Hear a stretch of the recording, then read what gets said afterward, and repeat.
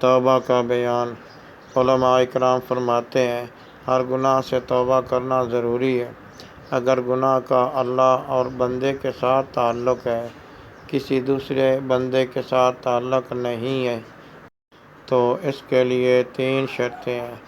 ایک یہ کہ وہ گناہ سے باز آ جائے، دوسری یہ کہ وہ گناہ پر نادم ہو، تیسری یہ کہ عزم کرے پھر کبھی اس گناہ میں مبتلا نہیں ہوگا۔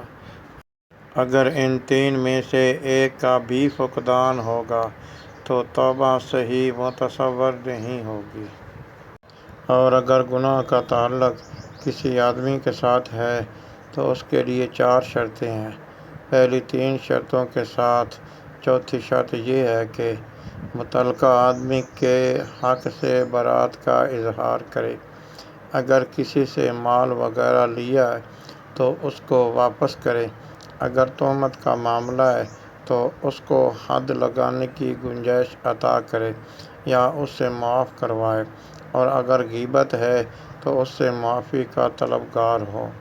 نیز تمام گناہوں سے توبہ کرنا ضروری ہے۔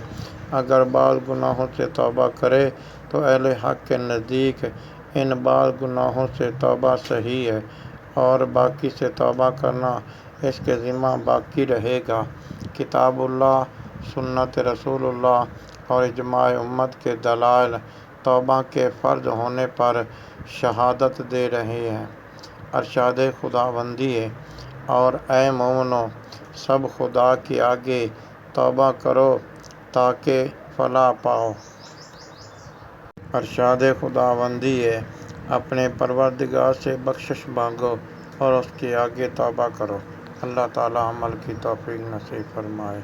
آمین بجاہ النبی الامین الکریم۔